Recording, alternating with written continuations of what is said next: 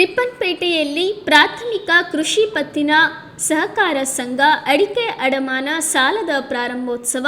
ಅಡಿಕೆ ಅಡಮಾನ ಸಾಲ ನೀಡುವ ಯೋಜನೆಗೆ ಡಿಸಿಸಿ ಬ್ಯಾಂಕ್ ಅಧ್ಯಕ್ಷರಾದ ಆರ್ಎಂ ಮಂಜುನಾಥ್ ಅವರು ಚಾಲನೆ ನೀಡಿದರು. ರೈತರಿಗೆ ಈ ಯೋಜನೆಯ ಸದುಪಯೋಗ ದೊರೆಯಲಿ, ಮುಂದಿನ ದಿನಗಳಲ್ಲಿ ಅಡಿಕೆ ಖರೀದಿ ಇನ್ನಿತರ ವಹಿವಾಟು ನಡೆಸುವಂತೆ ಆಗಲಿ ಎಂದು ಹೇಳಿದರು. ಕಾರ್ಯಕ್ರಮದಲ್ಲಿ ಡಿಸಿಸಿ ಬ್ಯಾಂಕ್ ನಿರ್ದೇಶಕರು ಹಾಗೂ ಕೃಷಿ ಪತ್ತಿನ ಸಹಕಾರ ಸಂಘದ ಅಧ್ಯಕ್ಷರಾದ ಎಂಎಂ ಪರಮೇಶ್, ಉಪಾಧ್ಯಕ್ಷರಾದ ಎನ್ಪಿ ರಾಜು, ಮಾಜಿ ಜಿಲ್ಲಾ ಪಂಚಾಯತ್ ಸದಸ್ಯರಾದ ಬಂಡಿ ರಾಮಚಂದ್ರ, ಎಟಿ ನಾಗರತ್ನಮ್ಮ ಸೇರಿದಂತೆ ಇನ್ನೂ ಅನೇಕರು ಭಾಗಿಯಾಗಿದ್ದರು.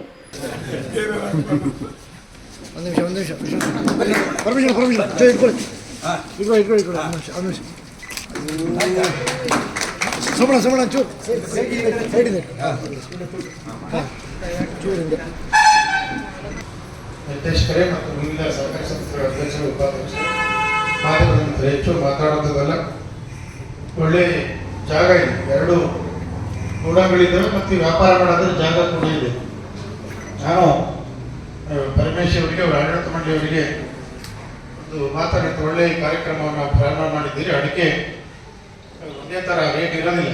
ಸರಿ 50,000 ಹೋಗಿದ್ದು 45,000, 46,000, 47,000 ಬಂದುಬಿಡುತ್ತೆ. ಅದರಿಂದ ಅಡಿಕೆ ಈಗ ಡಿಸೆಂಬರ್ ಮತ್ತು ಜನವರಿ, ಫೆಬ್ರವರಿಯಲ್ಲಿ ಹೆಚ್ಚು ಅಡಿಕೆ ಆವಕ ಆಗೋದ್ರಿಂದ ಆ ಸಂದರ್ಭದಲ್ಲಿ ಸ್ವಲ್ಪ ಅಡಿಕೆ ರೇಟ್ ಕಡಿಮೆ ಆಗಿದೆ. ಆವಾಗ ರೈತರು ಇಲ್ಲಿ ಅಡಿಕೆ ತಂದು ಖರ್ಚು ಮಾಡೋವಂಥದ್ದು, ಒಳ್ಳೆ ರೇಟ್ ಬಂದಾಗ ಒಂದು 2-3 ತಿಂಗಳು ಬಿಟ್ಟು ಮಾಡುವಂಥದ್ದು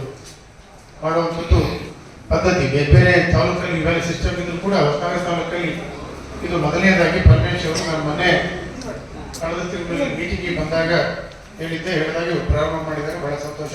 ಪರಮೇಶ್ ಅವರಿಗೆ, ಅವರ ಆಡಳಿತ ಮಂಡಳಿಯವರಿಗೆ ವಿಶೇಷವಾಗಿ ರೈತರ ಪರವಾಗಿ ಅಭಿನಂದನೆಗಳನ್ನು ಹೇಳ್ತಾ, ಈ ಕಾರ್ಯಕ್ರಮ ಯಶಸ್ವಿಯಾಗಿ ಪರಮೇಶ್ ಅವರು ಹೇಳಿದಾಗೆ APMC ಲೈಸೆನ್ಸನ್ನು ಒಂದು ಮಾಡಿಸ್ಕೊಂಡಿದ್ವಿ. ನಿಮಗೆ ಪ್ರಸ್ತಾವದಲ್ಲಿ ಕೂಡ ಶಿವಮೊಗ್ಗದಲ್ಲಿ ಮಾಡಿಸಿದ್ರು, ಅದಕ್ಕೆ ಒಂದು ಕಡೆ ಲೈಸೆನ್ಸ್ ಮಾಡಿಸಿ ನೀವು ರಾಜ್ಯದಲ್ಲಿ ಹೇಳ್ಬೇಕಾದ್ರೂ ವ್ಯಾಪಾರ ಮಾಡ್ಬೋದು. ಇಲ್ಲಿ ಏನು ನಿಲ್ಲಿಸಿದ್ದಾರೆ